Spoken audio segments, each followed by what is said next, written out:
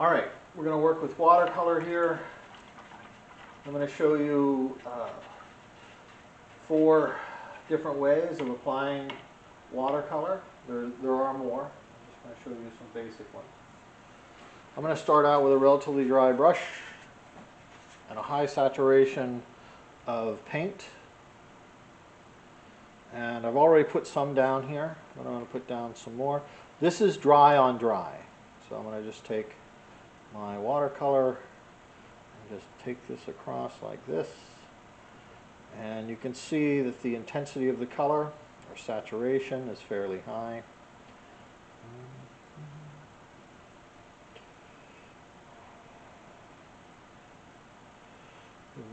Relatively dense color. Next, we're going to do wet on wet. There's a couple ways of wetting your canvas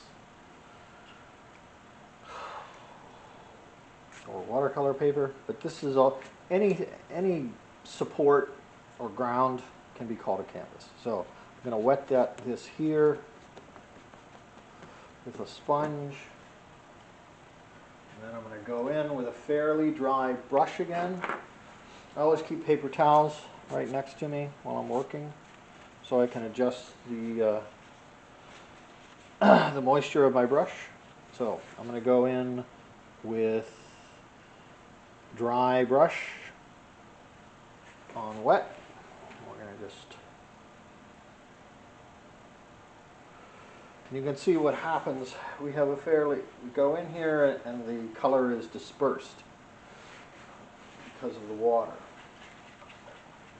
Next,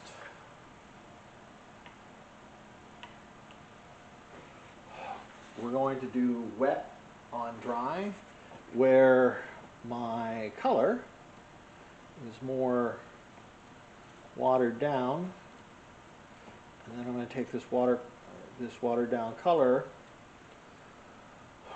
and apply it to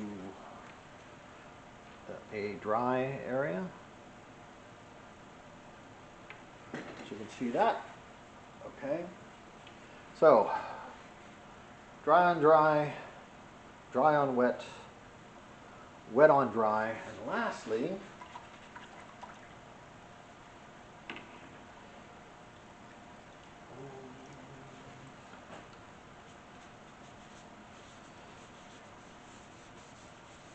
is wet on wet. So I'm putting down some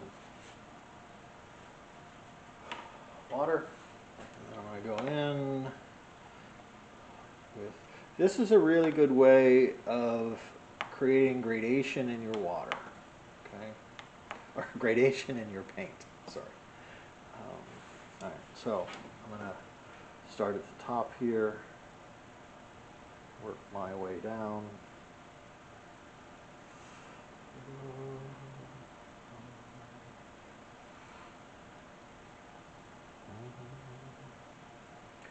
And you can see that we lose intensity of the color. And you can go back in and adjust that.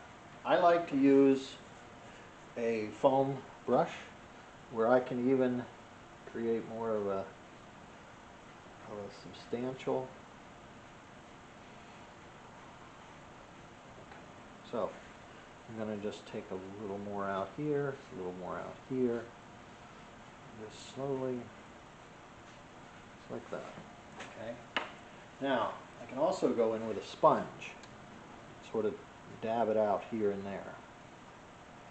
It's really cute, and you can get a lot more variation. Also, if I want to, this is also a good technique for creating clouds. I'm going to create some clouds here. And a red sky. Then going back in with a tighter sponge, I'm going to just hit little areas within this to create, to make some stronger areas of light.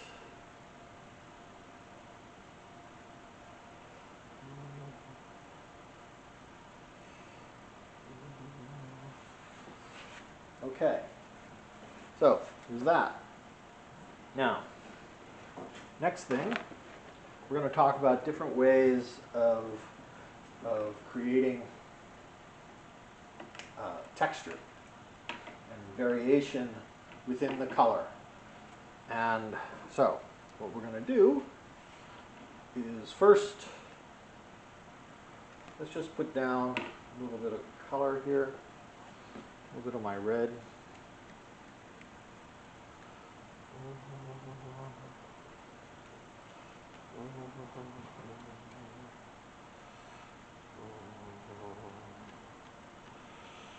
Fairly uniform coat of my red.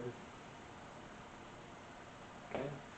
Now, I'm going to go in with some different tools. First, sponge. You can use a wet sponge, you can use a dry sponge. I'm going to add a little bit of yellow. And it also depends on the consistency of your paint. This will create a kind of scumbling effect.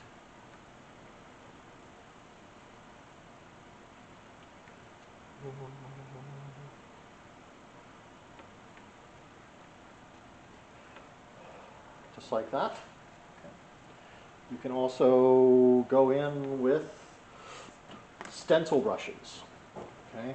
I've shown you before, here are 3 different sizes. I'm going to go in with my yellow. I'm going to flick that on. Here. Paint should probably be a little wetter. And then I can also go in and not only flick it, but also I can manipulate it so it just to give more strategic control here. All right, next I'm going to use a toothbrush.